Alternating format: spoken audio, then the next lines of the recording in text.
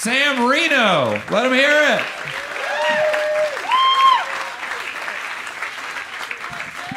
Hey, everybody. How you doing? Yeah, thank you. Thank you for coming out. Thanks for staying. So that's a thing. So I've been in Austin a couple of years now. I'm originally from the great state of Florida. Hell yeah. Which people like to make fun of. We're the butt of a lot of jokes and very memeable place to live. Like one old dude sexually assaults an alligator for revenge, and now we're all fucking bad people. But it's just not true, because I honestly think if you grew up in Texas and you spent time in Florida, you would recognize it a lot more than you thought. It's true, man. The only real major difference I've noticed between here and growing up in Florida is I knew multiple people who quoted Kenny Chesney in their suicide notes. It's the only way to know how forever feels.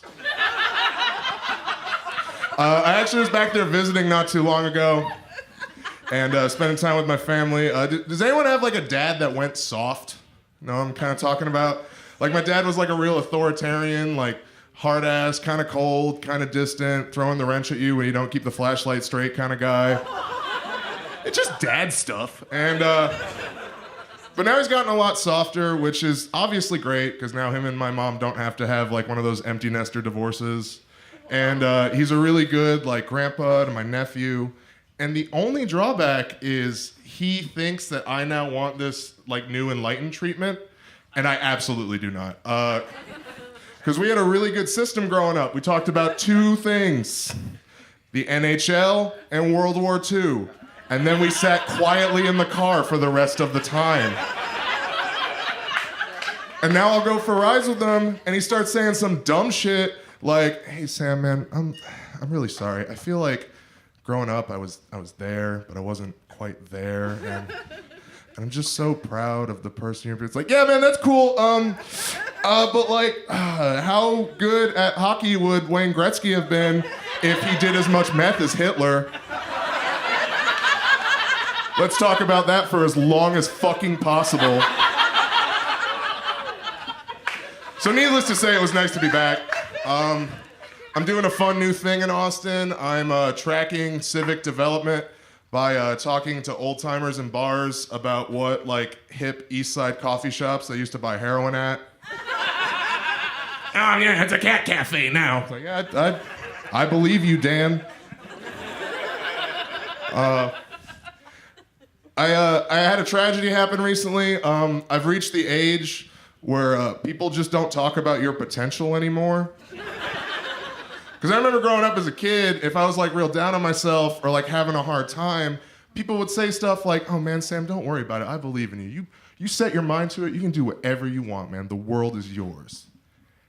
And people do not say stuff like that anymore. I try to get consolence from my friends, and there's just a lot of exasperated sighs and way too long of pauses. It's like, "Oh yeah, but I bet most people don't know half the obscure Simpsons trivia you do." Yeah, the girl who was 2 years younger than you that grew up next to you is now a corporate lawyer in New York, but I bet she didn't spend most of her early 20s reading a lot of radical leftist literature that she does not really believe in anymore. Fight the fucking power, I scream from my pre-owned Honda Civic. I've been dating, like, I guess every comic here, a lot of single comics. That's not very surprising. It's not a dig on anyone. I'm here too, man. And it's actually been going all right, but I keep having the same issue on Tinder where a girl will match me, and I'll get, like, super excited, and then she'll message me something like, "Oh, sorry, I only swiped right for your dog." Like, yeah, that's problematic for a couple reasons. Not the least of which, me and my dog are pretty close. And I don't want something as silly as a girl getting between us. But it also becomes impossible not to compare yourself in that scenario. What the hell's Pork Chop got that I don't got, man? You know he lives on his roommate's floor and doesn't pay shit, right? His dick's like this big, way weirder looking than mine. And I'm not sure if if he even has sexual thoughts, because he definitely doesn't understand normal human social cues, like having a lady over, or a lot more often watching porn, what that means.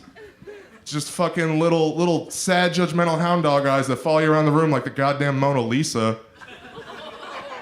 I pay extra to live alone, and I still end up masturbating in the bathroom with my door closed. You know how incredibly pointless that feels? It's $800 in Hyde Park that I should just be setting on fire. Thank you guys, I'm Sam Reno.